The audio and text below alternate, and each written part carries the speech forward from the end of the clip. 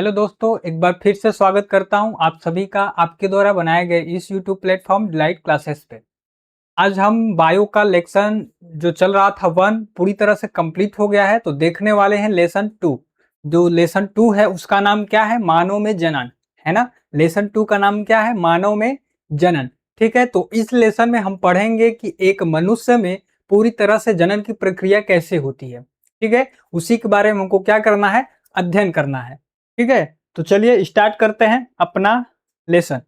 ठीक है, तो जो हमारा क्या है लेसन का नाम? मानव में जनन, है ना। यही है मानव में जनन। ठीक है, चला जाए आगे, है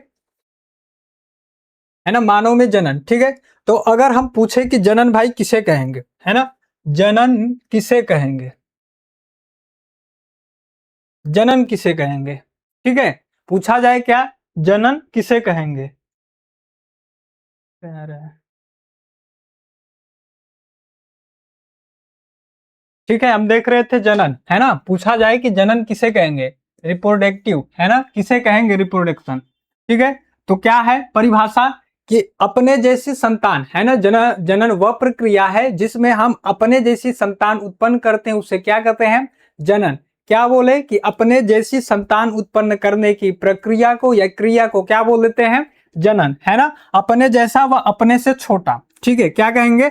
वह प्रक्रिया जिसके द्वारा जीव अपने समान व अपने से छोटा जीव उत्पन्न करता है, उसे क्या कहते हैं? जनन, है ना। जनन मतलब कि हम अपने से छोटा तो जीव कर ही रहे हैं, है ना। बड़ा तो नहीं करेंगे, नहीं कि 5 फुट का बच्चा करें, नहीं, ऐसी होता नहीं है। ठीक है, तो क्या करेंगे? अपने से छोटा। लेकिन जो मनुष्य है ना, मनुष्य में जन्म पड़ रहे हैं, तो जो मनुष्य है वो एक परिपक्व बच्चे का जन्म देता है ना। अगर देखा जाए जो सभी प्राणी हैं, है ना, जो पृथ्वी पर सभी प्राणी हैं, 2 प्रकार के होते हैं। एक क्या है? अंडयूजी, है ना। क्या कहते हैं? एक को अंडयूजी, ठीक है, और दूसरे को क्या बोल देते हैं? जरायुजी, है ना। दूसरा क्या होता है भाई? जरायुजी। ठीक है, तो अंडयूजी में मतलब कि ऐसा प्राणी जो क्या देता है? अंडा देता है ना। जो क्या देता है? अंडा देता है। ठीक, उसे क्या कहेंगे? अंडयूजी। और जरायुजी में क्या होगा? ऐसा प्राणी जो परिपक्व बच्चे का जन्म दे, है ना, बच्चे का जन्म दे। ठीक है, उसे क्या कहेंगे भाई? क्या कहेंगे उसे? जरायुजी, है ना। वही प्रक्रिया लिखी है। ठीक है, मतलब कि अंडयुजी और जरायुजी 2 प्रकार के जो 2 प्रकार के प्राणी होते हैं। एक प्राणी ऐसा प्राणी जो बच्चे का जन्म देता है, और एक ऐसा प्राणी जो एक अंडे का जन्म देता है। ठीक है, तो मनुष्य कैसा है? जरायुजी, है ना। जरायुजी है जो क्या करता है? एक पूर्ण रूप से विकसित बच्चे का जन्म देता है। ठीक, पूरी तरह से विकसित, है ना। पूरा क्या होता है? बच्चा विकसित हो जाता है तभी जन्म देता है। ठीक, लेकिन अन्य कई जीवों में देखा जाए तो बच्चा भी देगा लेकिन पूरी तरह से विकसित नहीं देता है। ठीक, और कुछ ऐसे भी प्राणी होते हैं जो क्या देते हैं? अंडा। तो उसे क्या कहेंगे भाई? अंडयूजी, है ना। उसे क्या कह देंगे? अंडयूजी। ठीक है, जनन देख लिए, है ना। ये रहा अंडयूजी और संतान। ठीक है, क्या है ये?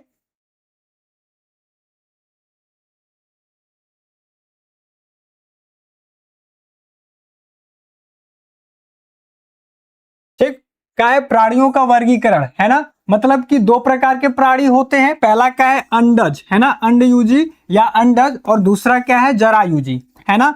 अंडा देने वाला प्राणी, अंडज किसे कहेंगे? अंडा देने वाला प्राणी या अंडयुजी, उसी को कहेंगे। ठीक है, जरायुजी में क्या है? बच्चा देने वाला प्राणी। ठीक, मतलब कि 2 प्रकार के जीव होते हैं। एक क्या है? अंडा देने वाला, और एक क्या है? बच्चा देने वाला। ठीक, मनुष्य एक जरायुजी प्राणी है जो पूर्ण रूप से विकसित बच्चे का जन्म देता है। ठीक, और मानव क्या है? एक लिंगी प्राणी होता है ना। मानव क्या है? एक लिंगी प्राणी। अभी तो जो हम पुष्प में पढ़े थे, है ना, पुष्प में क्या पढ़े थे कि जो पुष्प होते हैं 2 प्रकार के, है ना, एक लिंगी और क्या? एक द्विलिंगी।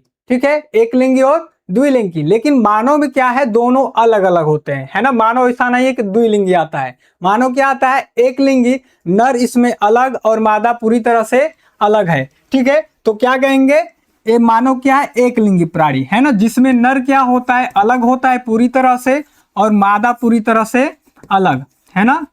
ठीक है, मादा क्या? पूरी तरह से अलग। एक प्राणी में आता है केचुआ, है ना। केचुआ आता है जिसमें देखेंगे हम नर और मादा दोनों एक ही में होते हैं। ठीक है, नर और मादा दोनों क्या होते हैं? एक ही होते हैं इस केचुए में।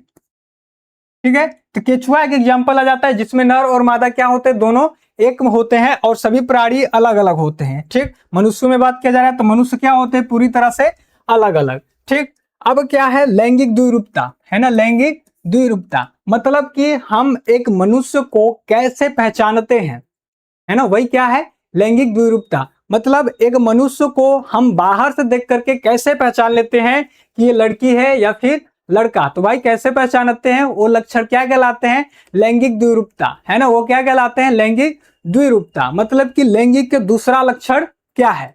ठीक, तो जैसे कि हम चला जाए बचपन पे, है ना, बचपन में थोड़ा सा चला जाए, जब तुम छोटे होगे 2-3 साल के 5 साल के, अगर बढ़िया लड़की हो, बढ़िया पैंट शर्ट पहन के लड़कन वाला चला जाए ननिहाल, है ना, तो वहां के अगर कोई देख रहा होगा तो तुमको कहेगा अरे यार तोहर बेटुआ बड़ी अच्छा लागत है ना, मस्त लागत है। तो क्या उस टाइम कोई पहचान कर पाता है कि तुम लड़की हो या फिर लड़का, नहीं, है ना। क्यों नहीं कर पाता है, क्योंकि उस टाइम लैंगिक द्विरूपता नहीं आया हुआ था, है ना। वो समय तुम्हारी नहीं है, जिसे हम दूसरी भाषा में यौनारंभ भी कर देते हैं। ठीक, तो मतलब कि ये मनुष्य में प्रारंभ होता है एक समय के बाद, है ना।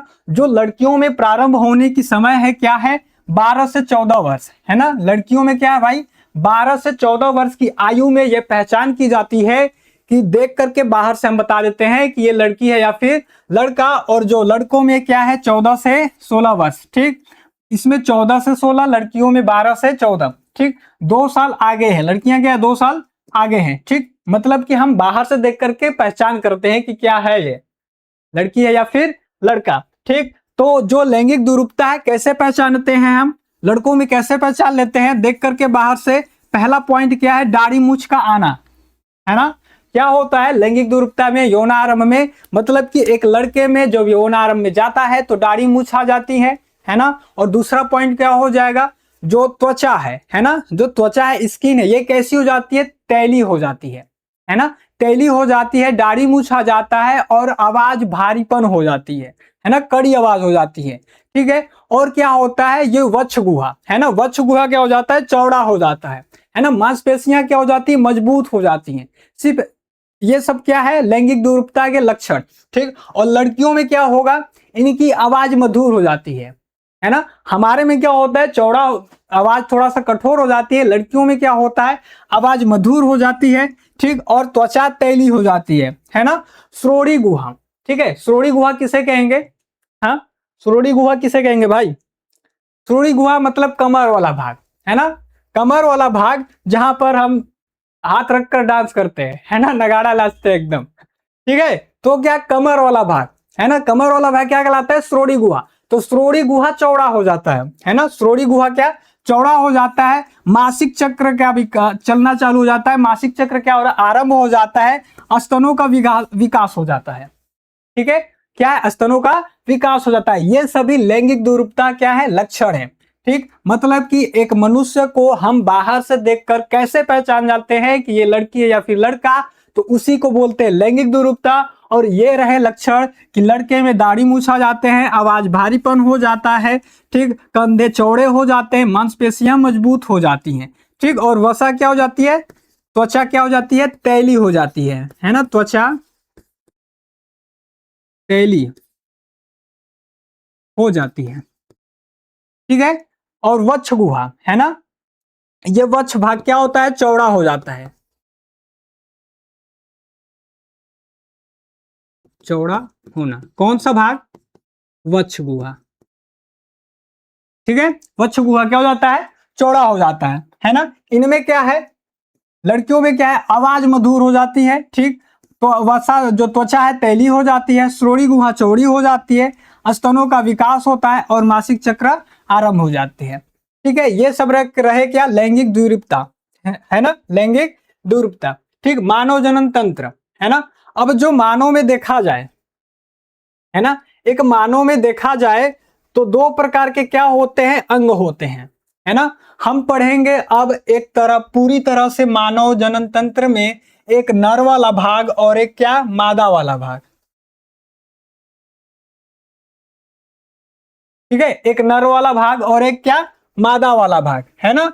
मादा और नर के भाग पूरी तरह से देखेंगे तो क्या इसमें एक नर और मादा होते हैं, और ये अलग अलग शरीर में पाए जाते हैं, है ना, अलग अलग शरीर में क्या होते हैं, पाए जाते हैं। तो मानव में क्या होता है, जन्म से संबंधित सभी क्रियाओं में भाग लेने वाले अंगों को जनन तंत्र कह देते हैं, है ना। हम तंत्र बोले जाए, पढ़ेंगे क्या, जनन तंत्र, है ना, जनन तंत्र, ठीक। जैसे बोल दे श्वसन तंत्र, पाचन तंत्र, ठीक है। तो तंत्र किसे कहते हैं, है ना, वहां तंत्र मंत्र वाला विद्या वाला नहीं है, ठीक है। किसे कहेंगे, जनन तंत्र, ठीक है। जैसे हम बोलते एक कोशिका, है ना, क्या है, एक कोशिका है, ठीक है। और कोशिका के समूह को क्या बोल देते हैं भाई, उत्तक, है ना, क्या बोलते हैं, उत्तक। और उत्तक के समूह को क्या बोल देते हैं, हाँ, उत्तक के समूह को क्या बोलते हैं, अंग, है ना। कई सारे उत्तक मिल जाते हैं तो क्या बनाते हैं, अंग बनाते हैं। और अंग के समूह को क्या बोलते हैं, अंग तंत्र, है ना, अंग तंत्र,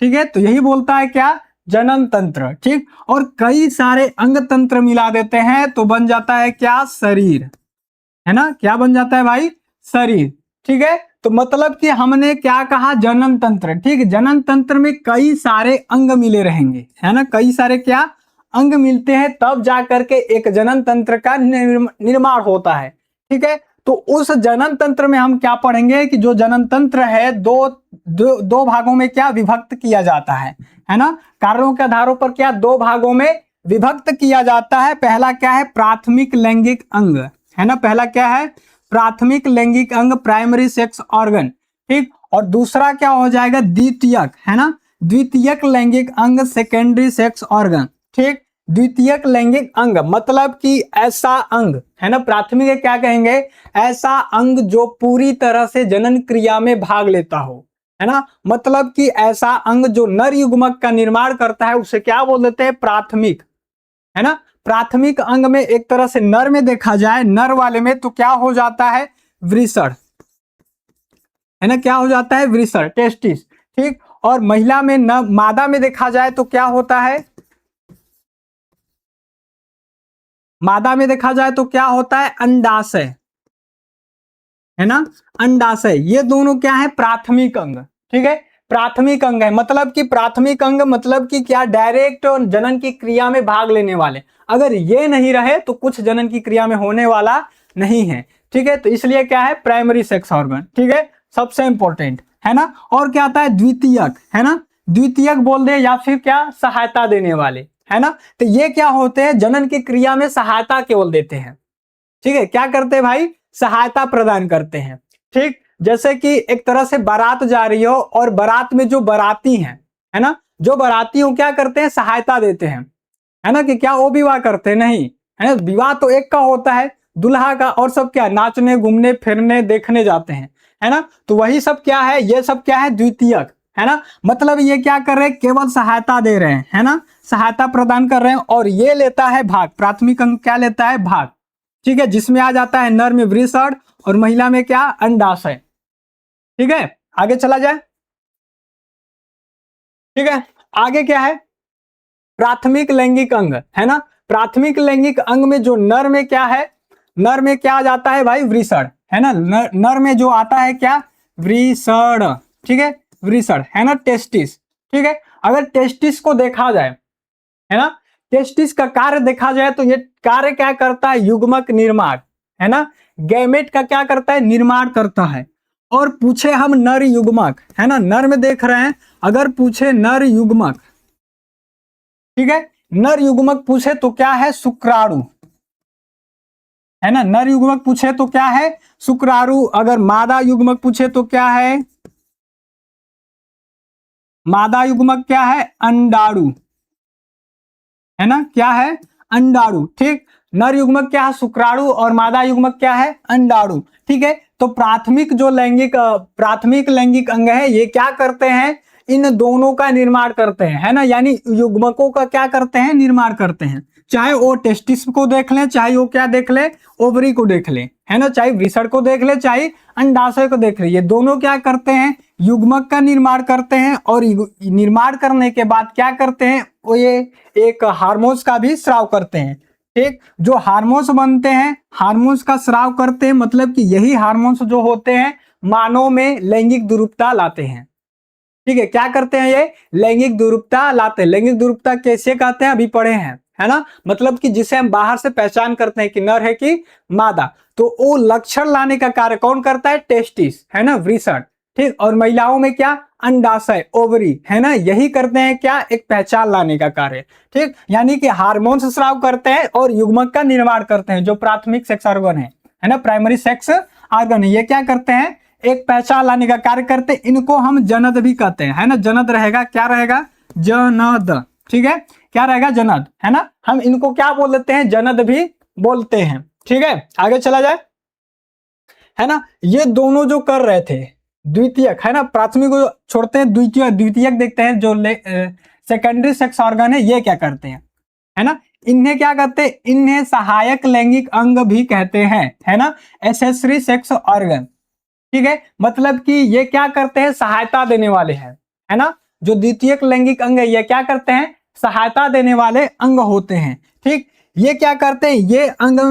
ये जो अंग में ना तो युग्मक बनाते हैं और ना ही हार्मोन्स का स्रवण करते हैं।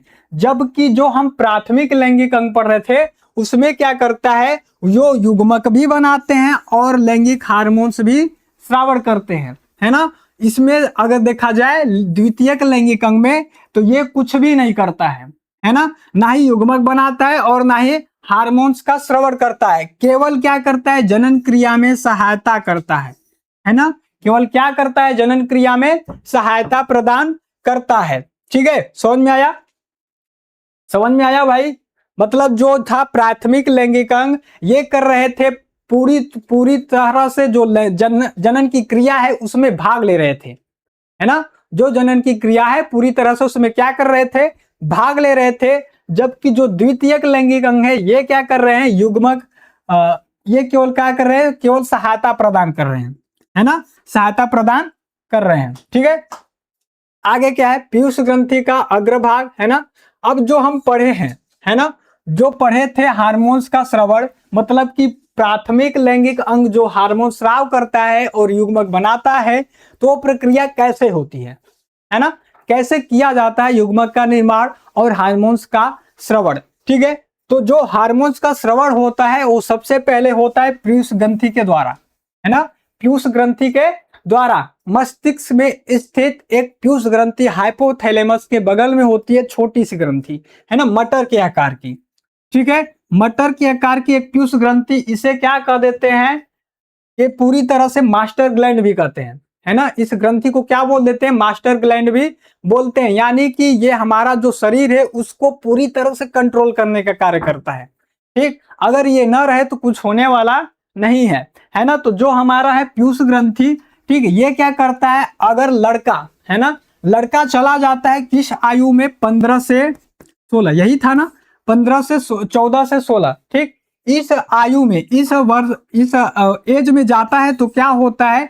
एक उसकी जो पीयूष ग्रंथि है ये क्या होती है? एक्टिव होती है ना। एक्टिव तो खैर अलग से रहती है, मतलब कि अब क्या करती है? वो हार्मोन्स बनाने का कार्य करती है ना। हमारा शरीर कहता है भाई लड़का बड़ा हो गया है ना, क्या हो गया है? बड़ा हो गया है। अब थोड़ा सा मतलब कि वो लक्षण लाने की आवश्यकता है ना। क्या लक्षण लाने की आवश्यकता है? मतलब लैंगिक दूरता लक्षण लाने की आवश्यकता है। दाढ़ी मूछ लाना है, कंधा चौड़ा करना है, मांसपेशियों को मजबूत करना है, ठीक है, आवाज में भारीपन करना है। तो ये सब कौन करता है? पहले हमारे शरीर जागृत होगी और पीयूष ग्रंथि द्वारा एक हार्मोन्स का स्रावण होगा। वो हार्मोन्स का क्या नाम है? गैनोडोट्रोपिन हार्मोन, है ना। कौन सा हार्मोन है? गोनाडोट्रोपिन, ठीक। ये हार्मोन्स का स्रावण होता है, ठीक, स्राव होता है किसके द्वारा? पीयूष ग्रंथि के द्वारा। मतलब कि पीयूष ग्रंथि गोनाडोट्रोपिन हार्मोन को स्रावण करेगी, तभी जाकर के हमारे अंदर लैंगिक दुरुपता लक्षण आता है, ठीक। अब ये जाएगा गोनाडोट्रोपिन हार्मोन्स और हमारे टेस्टिस में, है ना। टेस्टिस में मतलब जनादों की वृद्धि करेगा और हार्मोन्स में वृद्धि लाएगा, ठीक। मतलब कि एक नर में जो हार्मोन्स बनता है, कौन सा बनता है? टेस्टोस्टेरॉन, है ना। क्या है? टेस्टोस्टेरॉन,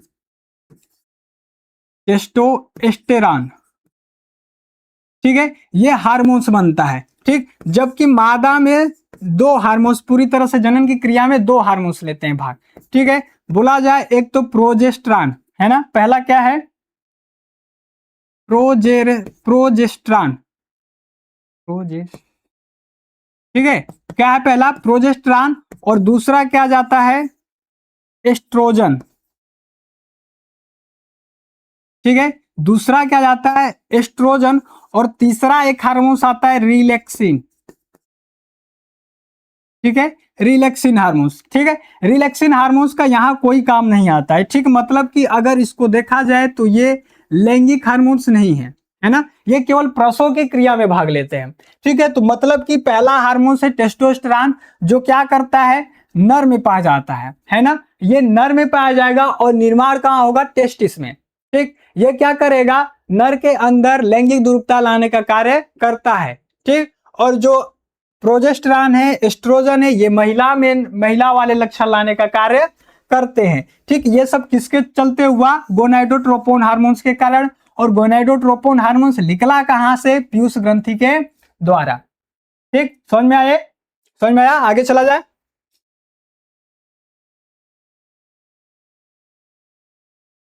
ठीक है, इतना ही देखते हैं, और जो आगे इसके आगे क्या आएगा अब पढ़ना है हमको नर जनन तंत्र, है ना। इसके आगे क्या पढ़ेंगे नर जनन तंत्र।